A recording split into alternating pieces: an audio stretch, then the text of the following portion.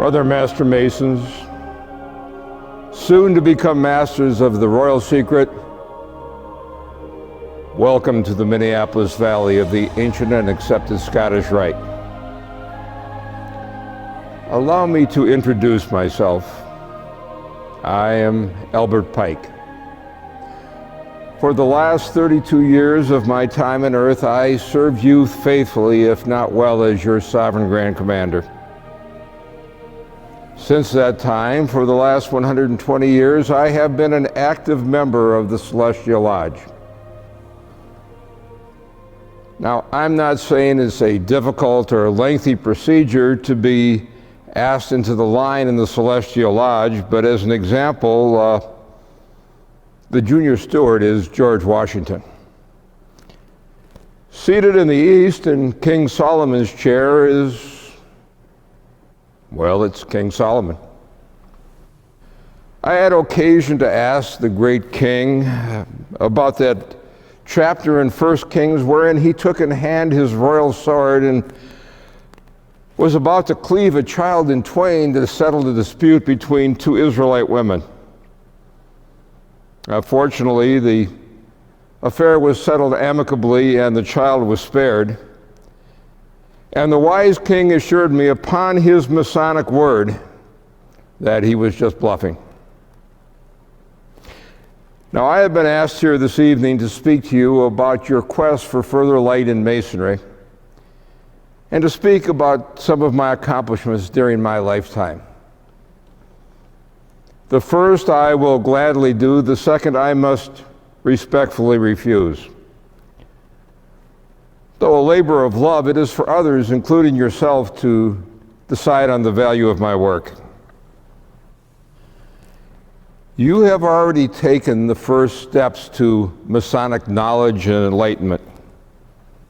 Over the next few weeks, you will have the opportunity to expand greatly upon that knowledge and take back with you to your Blue Lodge that which you have learned and which I hope will aid you for the rest of your life. What I would like to speak to you about tonight is the path that led me to Masonic light. Now, my memory is not as good as it was, say, 120 years ago, but I'll try to muddle through.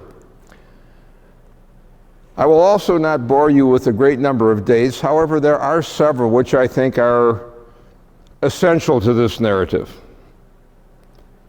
The first being April 6th, 1635, when the first Pike set forth from the sailing vessel James onto the fertile soil of this blessed land. Since that time, my family has contributed greatly to the arts and sciences, politics, religion, and the military. Nicholas Pike, a close confidant of General George Washington, wrote the first book on arithmetic in this new land. Zebulon Pike, noted for his charting of the West, spent a deal of time just a few short miles from this valley negotiating on behalf of the federal government with the native Indian tribes for the purchase of certain plots of land, one being a 6 square mile area on the confluence of the Minnesota and Mississippi River, whereupon is situated Fort Snelling.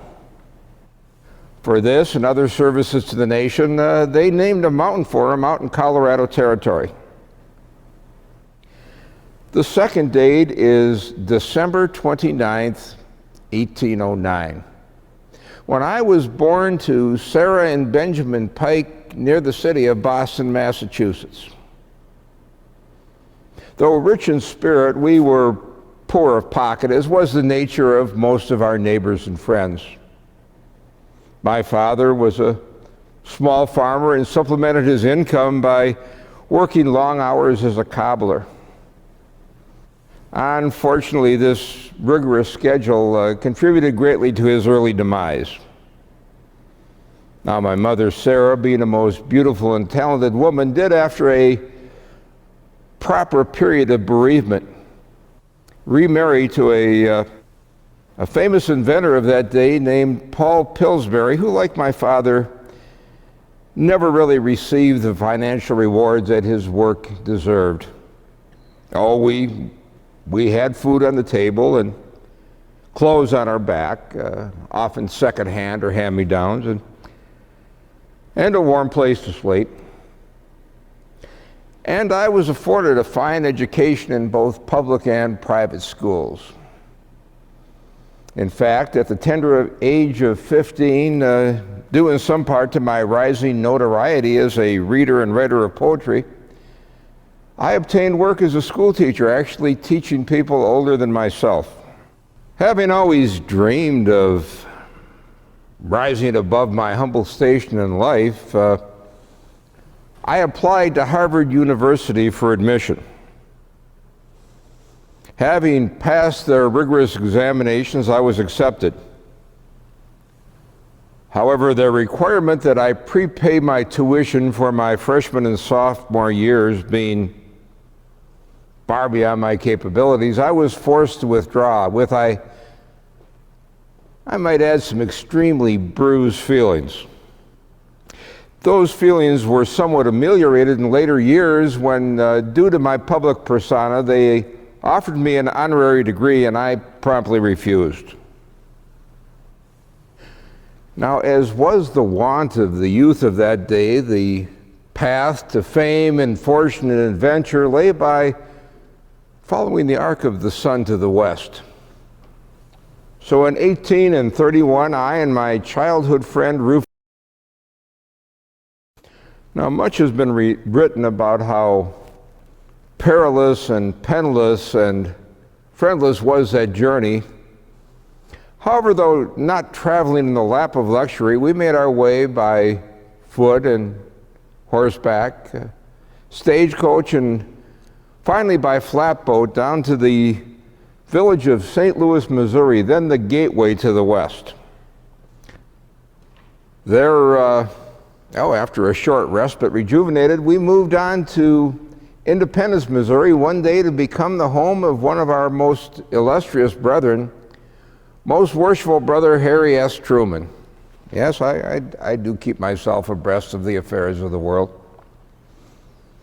There we joined a party of hunters and trappers and traversed down the fabled Santa Fe Trail to the area which is now known as New Mexico, but was at that time still part of the Mexican Republic.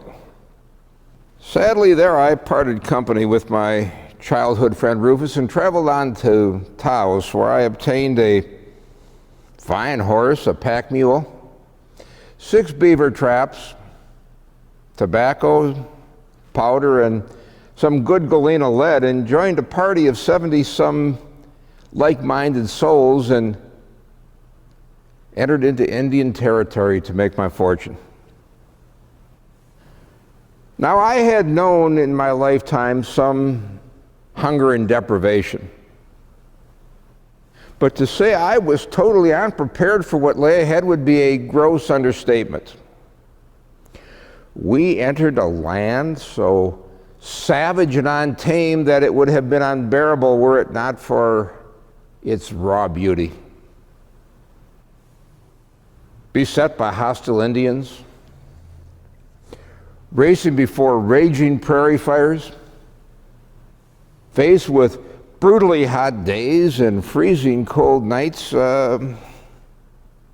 we came perilously close to death. In fact, although only 23 years of age, I was forced at one point to take command of this motley band. After 60 frightening days of constant skirmishes with the natives, abject hunger, but a few beaver in our kit, we turned back towards civilization, crossing both the Red and Brazos River, searching endlessly and fruitlessly for our elusive prey. Often lost and in grave straits, we were fortunate to come upon a village of friendly Osage Indians who threw a magnificent 3-day feast in our honor and probably saved our lives. I believe this was the moment when I first formed my satisfying relationship with the Indian nations, which so benefited my life and I hope in some sort theirs. Well, upon resuming our journey, we were again met with obstacles that were simply beyond our capabilities. And finally, with just a few ragged companions, we turned north and east, heading back towards civilization on a trek of over 1,300 miles. Finally, horseless, broken, having sold my rifle for a few pounds of rancid meat, I was forced to cover the last 650 miles on foot until I reached the safe haven of Fort Smith, Arkansas, and there began a new chapter of my life. Though arduous, my time in Indian territory shaped in me strengths and beliefs that are still with me today. My adventures in the wilderness were not at an end, however. Shortly after arriving at Fort Smith, word came that 1,500 rampaging Comanche braves under the leadership of Chief Capote were joining with other Indian tribes to attack and destroy Fort Towson. Brother Jim Bowie and a party of 100 volunteers were already on their way to assist the garrison of the fort. And in Fort Smith, Colonel Arbuckle was forming another volunteer group to which I joined. Well, the Indian nations did indeed attack the fort, and after a fierce and bloody battle, were finally repulsed. We lost some 20 dead and 23 wounded, and the Indian nations lost over 200 souls. Upon returning to Fort Smith, destitute and without a clear plan for the future, I was fortunate that my exploits at Fort Towson had earned me the patronage of several prominent military leaders of the Arkansas Territory, and they took me in and cared for me and nursed me back to health, it being severely damaged during my travails in the wilderness and during the Battle of Fort Towson. Upon regaining my health, I began looking for work in my chosen field as a school teacher. Now, work being scarce in that field, I was forced to travel some 40 miles downriver until I came upon an empty schoolhouse. Upon learning that the last teacher had left over 2 years ago, I was able, using all my cunning and guile, to procure a position for the princely sum of $3 a month and Lake Mountain pigs. Fortunately, the workload was commensurate with the pay, and I was able to spend a great deal of time with my writing, more especially my poetry. After a short time, I began writing editorials in support of the Whig candidate for the Arkansas Territory under the nom de plume of Casco. These came to the attention of the publisher of the Little Rock Advocate, who, upon learning my name, offered me a position with that fine newspaper, which I readily accepted. From that time forward, I began to gain some prominence with the movers and shakers of the Arkansas Territory, but that discussion is for a different time. What I would like to do now is to speak to you about the two seminal events which, for better or worse, made me the man I was to become. The first was my meeting Miss Mary Hamilton, a most handsome, virtuous young woman of the territories. Now, I had always been known to have somewhat of an eye for the ladies and they for me, but upon meeting Miss Mary, none other could measure up, and I soon set my cap to obtain her hand in marriage, using my poetry to set me apart from her other suitors. I was soon able to overcome her seeming reluctance, and Oh, we were wed at a gala event at a magnificent plantation owned by friends of her family. With the substantial dowry from that wedding, Miss Mary and I were able to purchase full ownership in the Advocate. And with our fortune set, we began building our home for the first of our 11 children. I am pleased to say that that home still stands in Little Rock today and is considered a paean of architecture of that period of the South. I owe its existence in great part to the good graces of a General Thomas Hart Benton, commanding general of the 29th Iowa Volunteers and a past master of the Grand Lodge of Iowa, who in 1864, while occupying the city, learned that some Yankee scalawags were about to burn my home, and so surrounded it with his troops and made it his headquarters, thus saving my fine library of Masonic and philosophical works. My adventures as a colonel in the Union Army during the Mexican conflict, and as a brigadier general in the Confederacy during that unfortunate war between the states, as well as my now famous duel with Colonel John Rowan, who was to become one of my closest confidants, and my work with the Indian nations, both militarily and legally, are too long to go into tonight, and they're well documented if you have interest. I would like to finish by speaking to you about that which binds us together and became the necessary ingredient for the fulfillment of my life. By that, I speak of my initiation into Freemasonry. I have but one regret,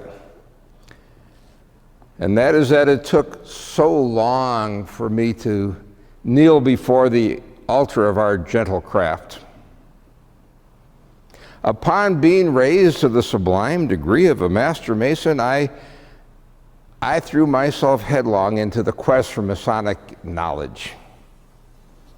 In but 8 short years, I became master of my Blue Lodge, master of the Royal Secret, an active member of the Supreme Council, and as I had previously stated, in 1858, sovereign Grand Commander of the southern jurisdiction of the ancient and accepted Scottish Rite, a position I held until my death.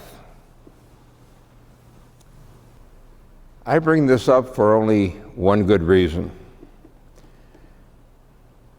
Ever since that day when I knelt at the altar and became a true and faithful brother to every man in this room, I have thanked the Supreme Creator of the universe for that blessing.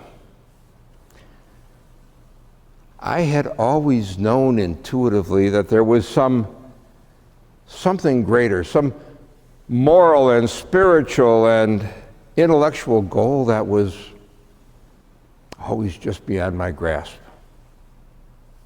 The wisdom of the ages as exemplified in Masonic education became the key with which I unlocked the door to the path of light. This evening, as I have perused this magnificent temple and listened to the enthusiasm and fervor of the brothers of this valley, I know my efforts were not in vain. For you new brothers about to embark upon this journey, judge me by the work that you are about to experience. If you are filled with an increased awareness, my life will have been justified. If your love and understanding of your Creator, your country, your family, and your brothers fills you with a renewed purpose, I will rest in peace.